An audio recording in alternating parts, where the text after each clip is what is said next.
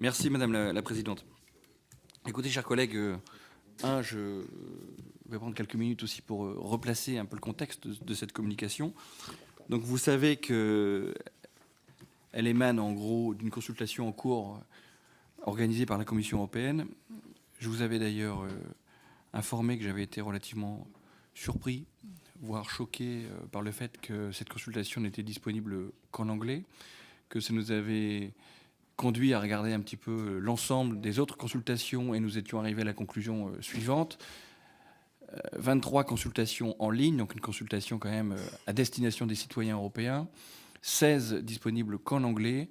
Je trouve que c'est extrêmement dangereux dans un processus démocratique quand on donne la parole, en tout cas aux citoyens pour qu'ils puissent s'exprimer, de le faire que dans une seule langue. Et je pense que en tant que Français, en tant que très attaché à la diversité linguistique et aussi soulignant le fait que le français est une langue à part entière de travail de la Commission européenne à côté de l'anglais et de l'allemand qui est officiellement comme une langue de travail, je pense que nous avons quelque chose à faire remonter aux plus hautes instances de notre pays et au niveau des institutions européennes.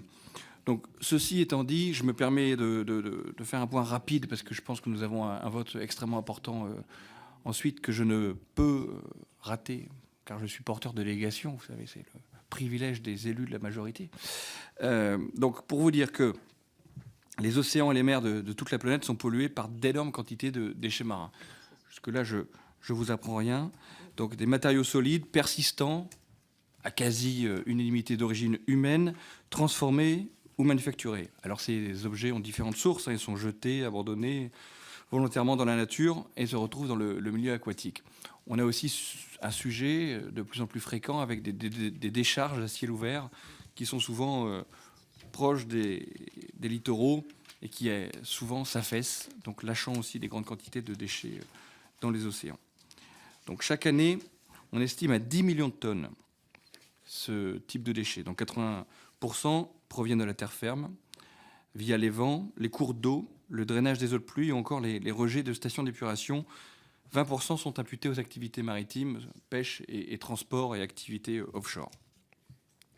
Entre 60 et 80% des déchets marins sont constitués de produits à usage unique, ce qui doit nous interpeller également sur ce type de produits. Le plus souvent en plastique, à commencer par les petits sacs qu'on nous donne, vous savez, sacs de caisse. Or, les détritus plastiques posent particulièrement problème, dans la mesure où la dégradation des polymères dont ils sont constitués conduit à la fragmentation en microdéchets, morceaux de moins de 5 mm à la durée de vie extrêmement longue, de l'ordre de plusieurs siècles. J'informe la Commission des affaires européennes que j'ai présenté ce matin au groupe socialiste une PPL sur les oxos biodégradables qui sont une des causes de tout ça. Et j'espère que nous pourrons reparler de tout ça dans les mois qui viennent, parce que je sais que la Commission est aussi très allante et actuellement très dynamique sur la question des déchets, et particulièrement des déchets plastiques. Le stock de déchets se repartirait ainsi. 15% rejetés sur les plages, 15% flottés en surface ou dans la colonne d'eau, et 70% ont coulé dans les fonds marins. Donc imaginez, on a tous en tête cette fameuse image du continent plastique qui est en train actuellement de se constituer dans le Pacifique. Imaginez ce que nous trouverons le jour où nous serons capables d'explorer les fonds marins de manière conséquente. Les conséquences de ce phénomène sont multiples. Il fait d'abord peser une menace sur la biodiversité. L'ingestion de certains déchets marins par les poissons entraîne des blessures physiques, des empoisonnements parfois mortels.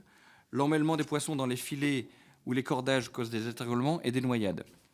Plus généralement, l'ensemble des écosystèmes marins et océaniques est altéré par la présence de déchets, non seulement parce que ceux-ci risquent d'asphyxier ou d'empoisonner les fonds marins, mais aussi parce qu'ils ils sont des véhicules facilitant la migration des espèces végétales et animales invasives, dont j'ai également parlé devant la Commission des affaires européennes il y a quelques semaines.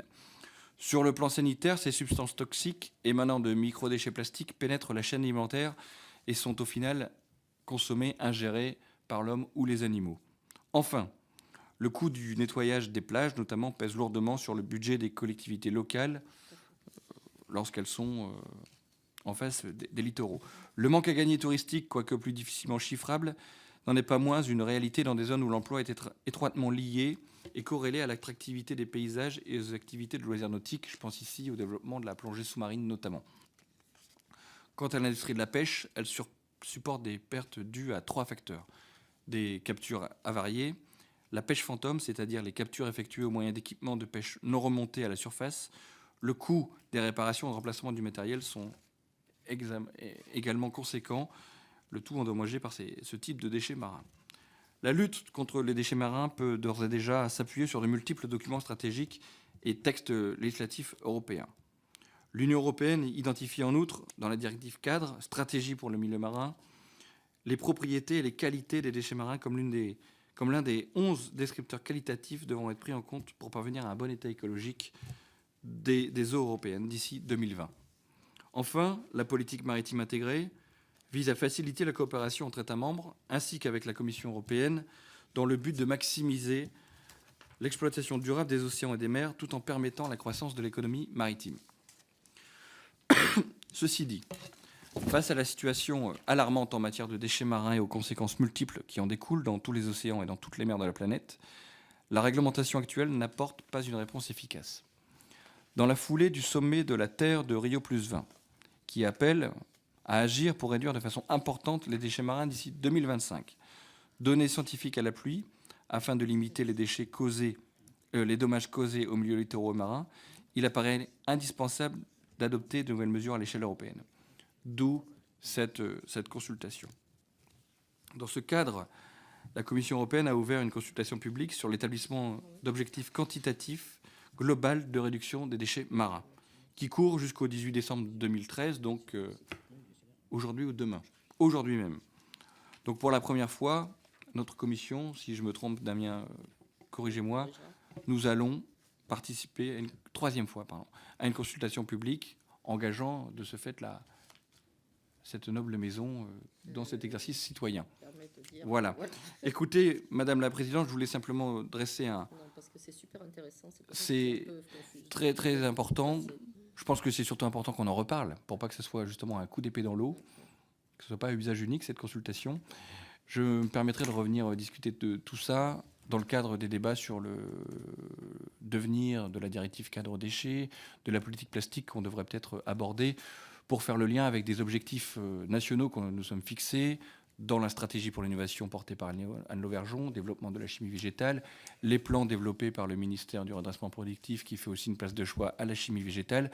Je pense que nous avons là un intérêt important en termes d'emploi pour notre agriculture et pour une industrie innovante qui se tourne vers l'économie verte. Merci Madame la Présidente. Merci.